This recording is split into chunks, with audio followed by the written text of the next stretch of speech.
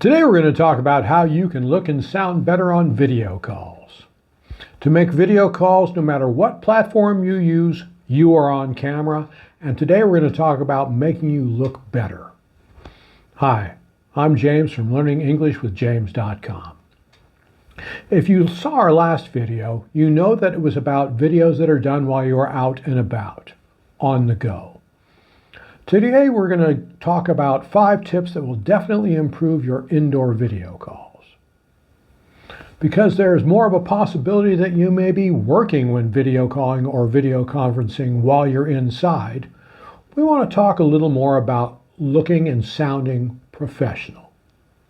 So our 5 major topics are: number 1, camera angle. Number 2, your distance from the camera.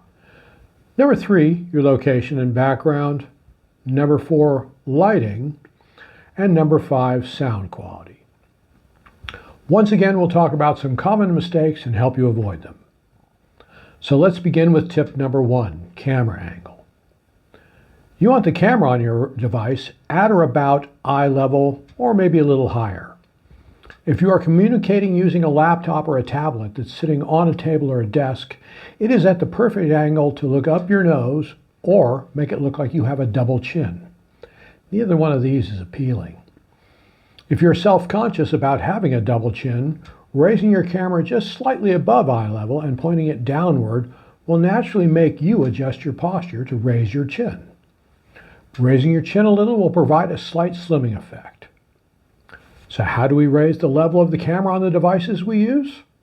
Well, we raise the entire device. Since I travel a lot, to do this I had to find a lightweight and compact laptop stand. A couple of years ago I found a plastic folding stand that cost about $30.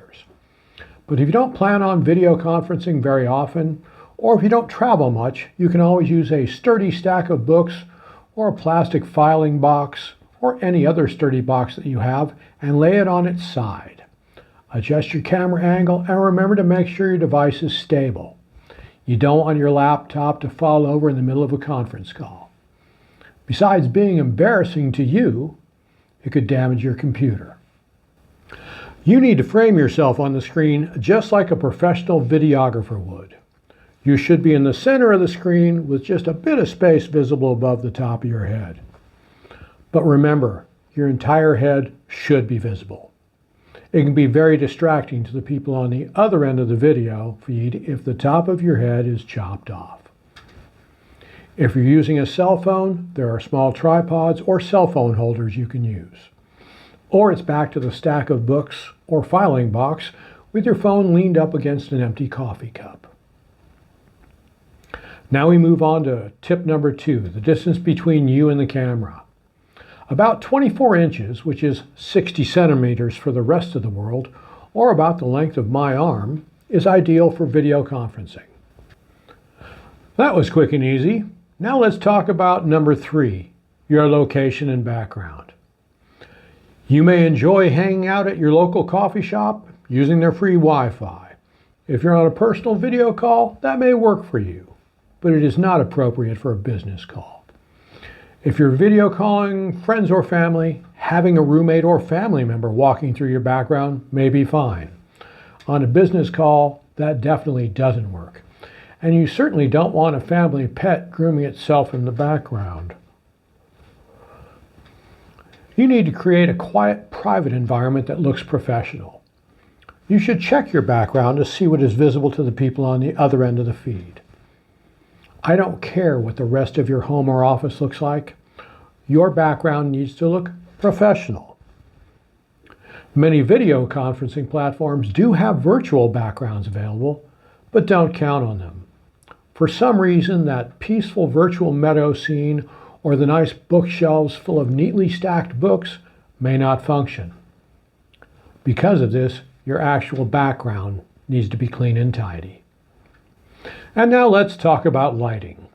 If you live in a nice sunny climate, having a window in front of you can work perfectly.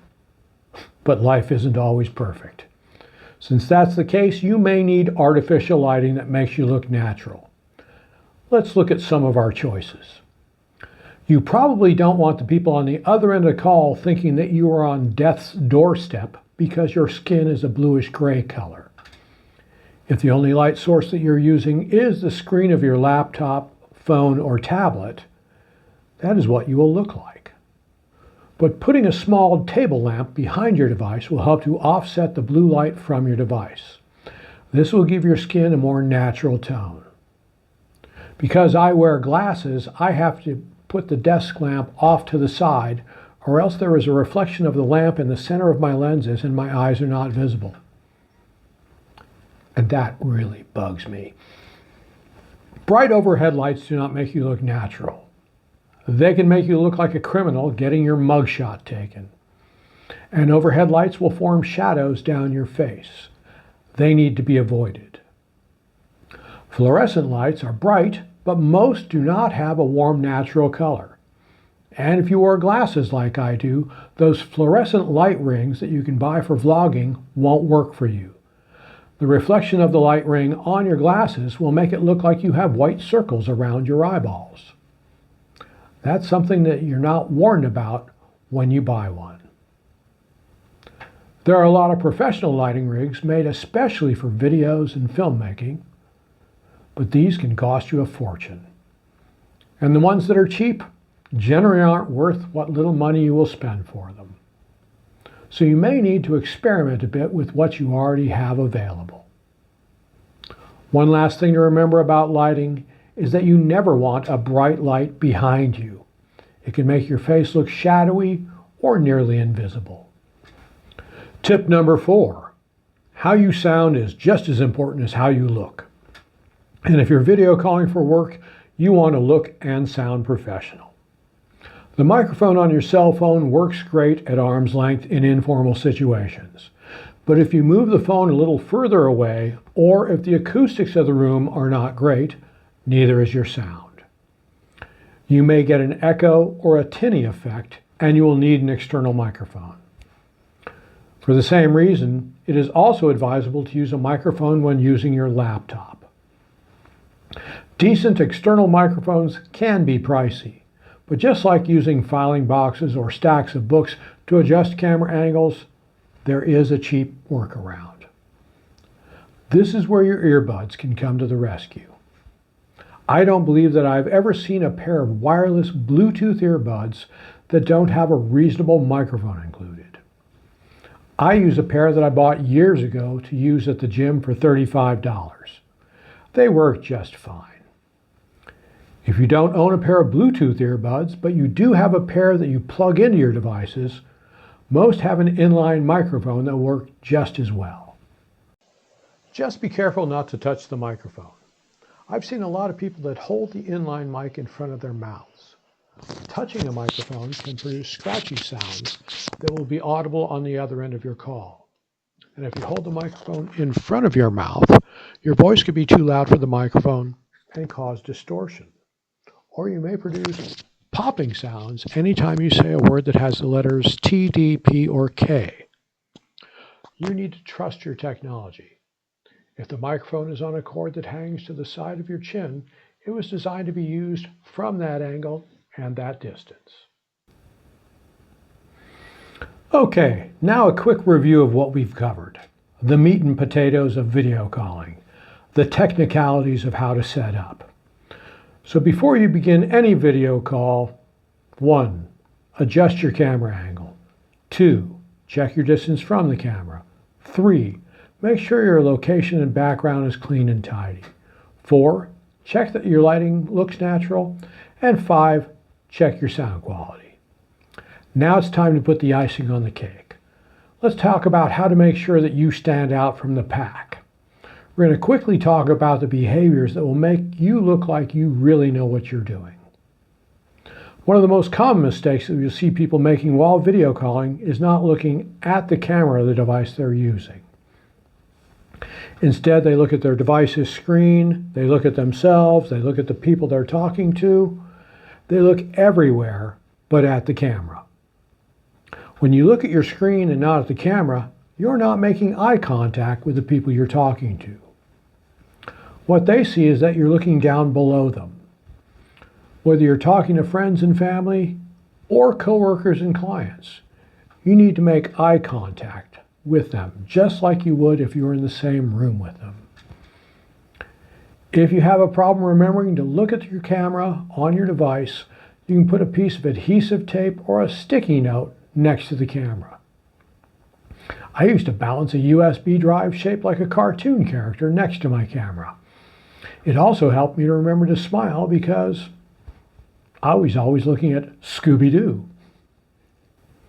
Next, in most cultures, it's common to use some sort of gesture when greeting someone, when saying hello. In most English-speaking countries, that gesture is a handshake. If you're not close enough to shake hands, then it's a wave or a nod of the head. If you're video calling, you're obviously not close enough to shake someone's hand. So if you're talking to family or friends or anyone that you're familiar with, to break the ice, start out with a friendly greeting and a wave.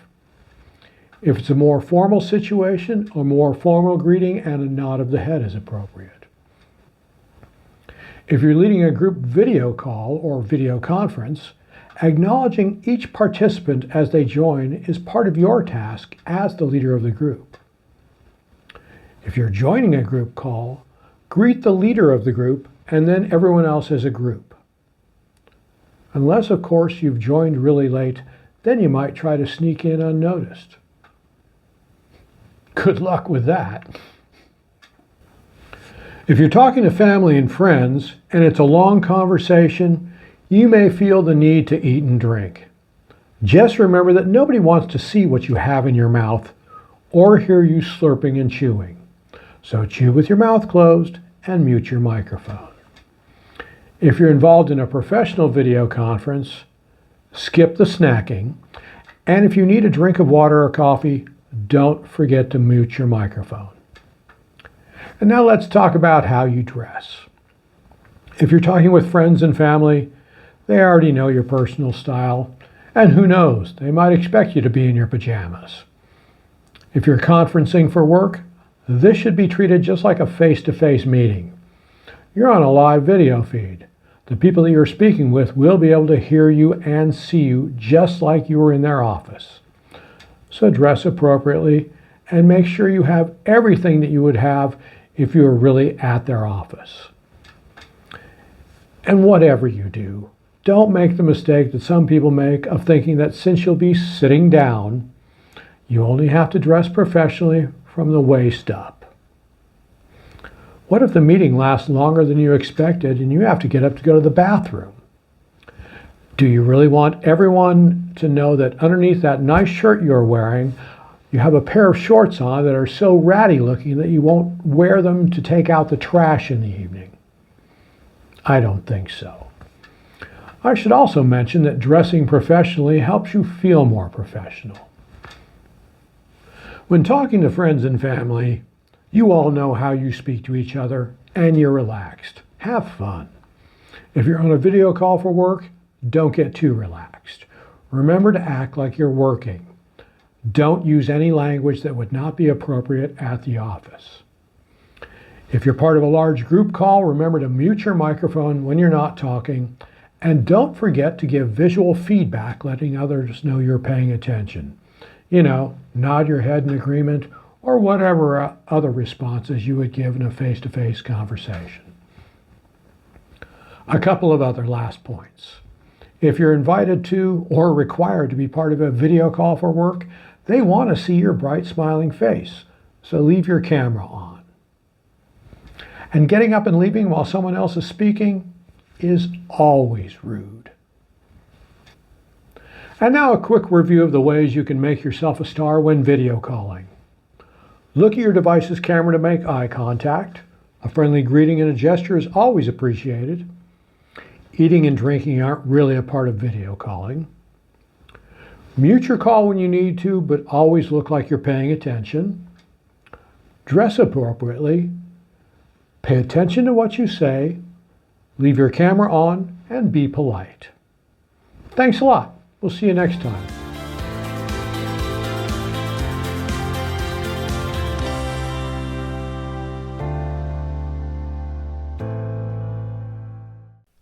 If you enjoyed this video, be sure to hit the like button. You know, the little picture of the thumb pointing up. To make sure you don't miss any of our other videos, subscribe to our channel and turn on notifications. All of our videos are available on our website, learningenglishwithjames.com, as podcasts and transcripts you can download to listen to and read along with anytime you want.